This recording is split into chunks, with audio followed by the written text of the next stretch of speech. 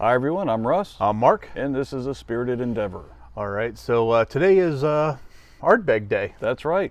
It's official. We've named it. It is Ardbeg Day. I wonder if we should make this a national holiday. I think it should be. I think so too. Clearly we have an appreciation for that distillery. Maybe just a little bit. So yeah, Ardbeg is one of our favorites. It's an Islay distillery in Scotland. It may be there's a lot of the Islay distilleries that use a lot of peat and smoke and everything, but I think Ardbeg is just something a little more unique. I agree wholeheartedly. We've had Laphroaig before. I find the smoke to be a little bit on the ashy side. This one I find to be a little bit more meaty. Yeah, meaty barbecue. Campfire. Yeah. Generally, it's like more lively smoke.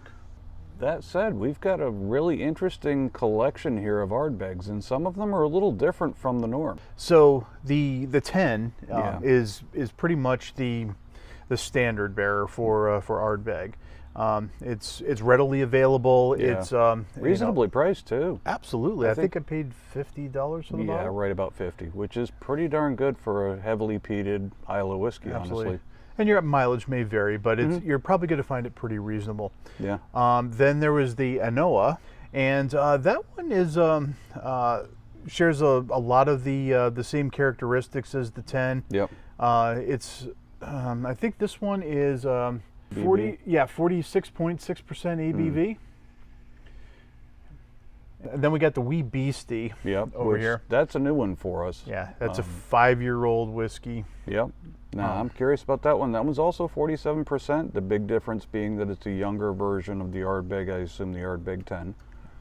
And then we have the Uigeadail. Oogie, as it's affectionately called. That was a really good whiskey. It really was. It also has the dark notes, campfire. That one's just a fantastic whiskey, and one that's probably my benchmark right now for the Ardbegs. And we're going to see if one of the new ones we bring to the party actually can knock that off. Yeah, be curious. So then we have the Corryvreckan, or Corryvreckan. Yeah, there we go. There we go. We'll go with that. We'll go with that one. One of those is probably right. Maybe. Yeah, and this is named after like a whirlpool, in Scotland off the coast of Islay, between Islay and Jura. And this is an intense, powerful whiskey, and they market it as such. Yeah. So I'm really, really excited to see what that one brings to the table. Curious about that one as well. And then the last one is the Blaaack. That's right. And this was a special edition, if I remember correctly. Yeah, it's a committee edition. And it was the one that's probably the most different from what we normally think of as Ardbeg. Yeah, but it's still unmistakably Ardbeg. But the tasting notes on that were a little different. Yeah, I think it was a bit milder as far as the peat was concerned. Yeah, a little fruitier than some of the others. And what's nice is behind all of them you get the smoke and the peat and everything. But then you also get the dark you get the fruit underneath it. Yeah. You get a lot of vanilla cream. So these flavors really come out in there, and these are all pretty sweet whiskeys. Agreed. Yeah, they do generally have a nice sweetness to them and a little bit of a fruit note to them as well, which plays nicely with the smoke and the peat. Yeah, that's also the difference between that and the Laphroaig, because the Laphroaig isn't quite as sweet. Well, let's start off with the 10 because that's our base. That's the foundation, and that's going to give us the the signature Ardbeg flavors. Yeah. Now we've had the 10 before. That bottle was polished off, which tells you all you need to know. And this one is a brand new, fresh, unopened bottle. Yeah, we're just doing little pours on this. Yeah, probably a good idea. So one of the nice things about Ardbeg, something that I really appreciate, is the fact they don't do chill filtration and they don't add color. So what you should expect to find is a very pale whiskey. And with really nice oils. Yeah, and it is absolutely that. Yeah. Yeah. So it does have nice glass cling. Oh, and man, that nose. Yeah, unmistakable. Unmistakable. Campfire, Yep. You get the peaty earthiness in that. Yeah. Vanilla cream. I will say the vapors on this are pretty strong considering it's a 47% whiskey. For me, at least, if you put your nose right in the glass, it's sharp. Now, the funny thing for me is I started off, strangely enough, with Lagavulin 16 and then moved to this one. And this one's just a completely different animal. The Lagavulin tends to be kind of easier to get along with. It's got a little bit more of the Band-Aid medicinal aspect. This one is a little bit more in your face, I think. I think so. And but it also brings some. I mean, there's a little bit of fruitiness if you can get past the smoke. I mean, there's an undercurrent of it, and I also get that vanilla cream underneath there too. Yeah. Now for fruity nature, I'm getting more of like a citrus, or maybe an apple, like a green apple for me. Yeah, I think I'm more citrus on that. It's got that kind of a tart. Yeah. Oh, and I also get the wood note too, like like an old cellar. Yeah. You know, you get that that mustiness in there, but I mean not mustiness, but like a richness from the wood and the, you know, it's old wooden beams. Yeah, old wooden beams. Yeah. Nice. All right. Cheers. Cheers. Yeah. So you get the smoke right up front. And I mean, I get smoke all the way through it, but on the back end on this one is where it really comes out. Agreed. You know, it's like a lofting campfire smoke. Yeah, it starts off subtle enough to where you can pick up some of the other flavors initially, but yeah, as it continues on the palate, it kind of amps up a little bit. Yeah, and then I get that little vanilla note on the back. It's just there. There's a little bit of sweetness on the back end. Maybe more honey than vanilla. I would agree with that. Yeah, that's more what I'm getting. I like the mouthfeel on this one. The presence of the oils is very nice. It doesn't have a lot in the way of, well, no, now that I say that, I'm getting a little bit more of the oak now. And it's, the oak actually presents very nicely. I like that. Yeah, it does. It's not overpowering. No. You get a little bit of the barrel influence in there. Yeah. Makes you feel like you're, you know, that this has spent some time in the barrel. Yeah. 10 years. I think that's No, I think that's number. right. I think in a blind tasting I would have said maybe 10 years on this one. No, I would agree with that. 12 on the outside. But it's enough time where it's got some complexity. Yeah, there's a little bit of a char note to it that I'm picking up both on the nose and on the palate. Very slight. That's kind of neat as well. Yeah. Yeah, no, I dig this whiskey. I dig this Yeah. one so much. No, if you're into peated whiskeys, Islay whiskeys, this is definitely one to, it's a staple. All right, now we've got that baseline set. I'd say we go for the 5 next. I think the we do younger the 5. version of the 10 is what I'm thinking. Yeah, that's kind of what I'm thinking too. Now this one is going to be lively, maybe not quite as developed. I don't expect some of the more complex notes in there. I'm just curious. Maybe not quite as much of that oak influence in there. That would be my thinking. Yeah. You know, the appeal of a younger whiskey is you get more of what was in the distillate, because the time in the barrel does take some of that away, but it also gives you some of the vanillas and whatnot from the oak. So it's going to be interesting. Yeah. See how it stacks up with the 10.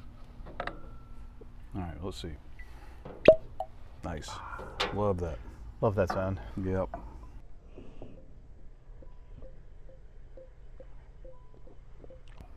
Ooh. Oh, so that's very different on the nose. Yeah, the nose is really different. More musty for me. I think more peaty than smoky. I'm not getting as much smoke. I mean, there's a smoke note to it, but it's more peaty. It's more earthy. It's very lively on the nose, and I'm getting fruit in that. Yep. But I think I'm getting like that green apple. Yeah. You know, like a green apple, or just like maybe a tart apple of some sort. Yep. Agreed. Yeah. Very very interesting comparing the two. Yeah. Well, it's peppery. Yeah. When I did that little cough, I really got a nice, I got a nice fruit note in that. That's what I'm getting. More so than I did in the 10. Yeah. Yeah, that's really interesting. Yeah. It is funny that there is a peppery note to it. It is, though. yeah. I mean, less time in the barrel, and you've got a little bit more of that than the 10 did. Yeah, that's definitely livelier on the palate than the 10. Yeah. It's I'm trying to figure out the. It tastes younger. It does It taste really younger. does. It tastes. There's a bit more punch to it. A little less barrel impact, but man, I kind of dig that. I'm having a harder time actually distinguishing the flavors in this one. You see now on the back end, I get like a little bit of black tea. It's got a little bit drying on the palate, a little tannin that really reminds me of a black tea. There's a little fruit note in there, but it's not as sweet. I'm getting a tart, like acidic, maybe lemon or some lemon actually. Lemon, yeah. It's lemon. Yeah, like lemon peel. Yep, agreed. You know, not like the juice of a lemon, like the Rind. zest. Yep. Yeah. Wow, such a different animal at 5 years. I know, right? Hmm. No, I like that. Mm-hmm. The 10 is a dark whiskey. Dark. I wouldn't call it subtle, but just a darker whiskey. I think this one's a little bit lighter in terms of being brighter flavors. I think the lemon adds something to that that's kind of refreshing. Yeah. The smoke is a bit different, more peat than smoke, I think, for me. So you get more of that earthy nature than you do the barbecue or perhaps campfire. I like that though. I was expecting it to hit a little bit harder as far as the ABV because again, less time in the barrel. I think that tends to make it a little bit more forward, but I really didn't get that. Right. Wow, that's I kind of dig that. I know. I dig that one too. All right. Well, I want to do the Corryvreckan. Vrakken. The Vrakken. One of those Corys. Yeah. But I really want to touch on the Uigeadail first. Okay. And actually, Just let as me, a comparison? Yeah. Let me just want to use one of our used glasses here. Cool. That's a good idea. Go ahead and, Yeah, I want to come fresh with rinse the this one. Corryvreckan. Corryvreckan. so we're here in Georgia. It's a little swampy today. A little bit. Little passing showers coming through. Mm-hmm.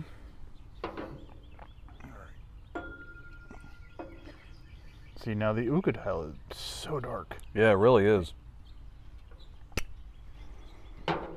Now it's been a little bit since I've had this, and I'm not overly familiar with it. It's not something I've generally had in my bar in the past, so I really couldn't tell you much about it. I think I actually did this one on Whiskey Wednesday this week. Yeah, that And is dark though by comparison. Holy cow, man! Yeah. That's an unusual color for an Ardbeg. Yeah. Let me pour a little bit of that 10 so you can do a little comparison here, and So just I so I would can drink a say- little more of the 10. There's got to be like a wine influence or something like that, Yeah, because you're not going to come by that color otherwise. Yeah, I mean that is so different. Here we go. Now I wonder if that one has I wonder if the Uigeadail actually has a finish to it. Raisiny tones of old ex-sherry casks. That's where there it is. Okay, so that's our color. So you can see I've got the two of them side by side here. So the 10 is in the middle, and then the Corryvreckan is off on the right-hand side there. So definitely a significant difference. So being sherry cast, I would expect there are going to be some fruit notes mixed in with the normal Ardbeg. All right, campfire. so yeah, I'm getting the getting on the 10. You know, get the smoke and you get the peat. It's actually pretty sweet. Oh, different yeah, animal. very different. So I am getting like that raisiny, dark fruit kind of note to the nose. Yeah, I'm not getting as much smoke or peat. I'm not either. It's there. It's more in the background though. A little bit. Not as forward. Now I do recall it being very much in the palate. Oh yeah. But it's less on the nose. Agreed. and I'm really getting that fruit-forward nature of the Uigeadail. Yeah. Yeah, from those sherry casks. Cheers. But a very different animal. It's like the sherry cask kind of rounded some of the edges of what was normally in the Ardbeg. Yeah, there's definitely fruit notes in there, plums and raisins. It's a dark fruit, maybe a little bit of cherry, and then on the finish on that one is where I really get that peatiness, that earthy note. Yeah, up through the sinuses, really, really strong. To me, it presents, I would say the base for this was probably the 10 or something very similar to the 10. Yeah. Because I'm not getting what I got out of the 5. No, it's completely different than the 5. Yeah. This one is this one's hard to beat. Yeah, I agree. Plus I like cherry influence and in the whiskeys anyway. No, it's a really good blend. Good combination of flavors. Oh, that is so good. So yeah, like definitely that. fruit forward, and then man, that smoky note on the back is just worth the wait. It really is. That just plays well. The two flavors play very nicely together. Yeah, that's a damn good whiskey. Yep. All right, I need to cleanse here.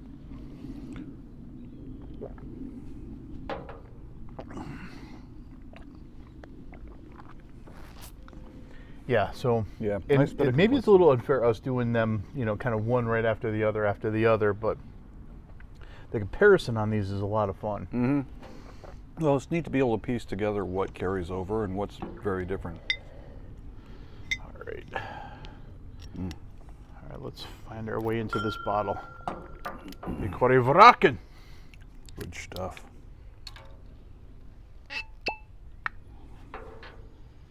Now this is another one that's very highly touted. So now this, we're back to light color on this one. Yeah, so peaty, peppery taste lurk beneath the surface of this beautifully balanced dram. The epitome of Ardbeg. All right. And 57.1% ABV. Oh wow, that's going to be this pretty one. stout. This one amps up the alcohol. Oh wow. So very intense flavors or nose. Very intense nose on this one. I regret putting my nose right in the glass on that. Okay, so fruit, vanilla cream. I'm not getting a lot of the smoke and peat on the nose. Getting like a musty aspect ish. Yeah, musty, earthy maybe. Yeah, I agree with that. So There it maybe is. that's the peat on that. Yeah. Interesting. Well, All right. Cheers. That one's peppery, spicy. I get that kind of that old wood influence on the back on that one. the finish on that's really neat. It really is. It is. It's also spicy and peppery. Yeah, it is. But it does come off as like old wood. Yeah. You know, some of that spice, other whiskeys will kind of remind me of heartburn. You get it on the tail end, and it just, for me, I'm not a big fan of that. This one, I'd get none of that. It's peppery right up front, and it kind of tames down a little bit and changes a little bit to something deeper. Because at first it was just, I mean, it's just peppery spice, and then smoke and peat on the back, old wood. I'm wondering if there's a fruit note in here, but I'm not picking it up. Yeah, I'm picking up a little bit of a fruit note on the palate early on, sides of my tongue, but I can't really describe what specifically it is. Yeah, maybe just fruit. Yeah, generic fruit. Just fruit. But I agree. There is definitely like a woody note on the back end that's like licking an oak stave. Is Yeah. what it reminds me of. And what is it? Burnt ends? You ever had those before? Yeah, burnt ends. Yeah, It kind of barbecue. reminds. There's a little bit of a note that reminds me of that as well. Yeah. So that's the charred ends left over after on a barbecue. brisket or a whatever. You get the little ends. They cut them off, and burnt ends are delicious. Mm-hmm. I love that. I love that taste. Probably why I love these whiskeys so much. Agreed. Because I love that, deep smoky barbecue note. Yeah, and these, I mean, if you like barbecue, this is probably the closest thing whiskey-wise. There are other whiskeys that sometimes offer that, but not quite the way Ardbeg does. Yeah, agreed. This is lovely. I don't know if I like it more than the Uigeadail though. I would be inclined to agree. I think I would prefer the Uigeadail myself, just because I like that contrast between the fruit and the peat and smoke. I've kind of liked that with other whiskeys, so it's not surprising to me that I prefer that in this case. Fun. Interesting. Yeah, very fun. Fun, yeah. It's cool to see that there is a through line, though. Yeah, I mean, they have a personality. They stick with it. Yeah, you're absolutely right. But there's something that is unmistakably Ardbeg about every single one. Absolutely. You're dealing with a flavor palette and everything, and while it goes off in in different directions, there's a core flavor palette, in the middle of this, and while they stray, you still have that one thing that you can grab onto that is unmistakably Ardbeg. Yeah.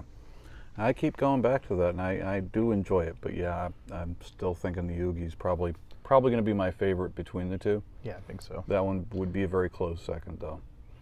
A little surprised by the 5-year, the Wee Beastie. I know. That one was not quite as in my face as I expected. I like the youth that one brings to the table. But very nice. Yeah, very nice.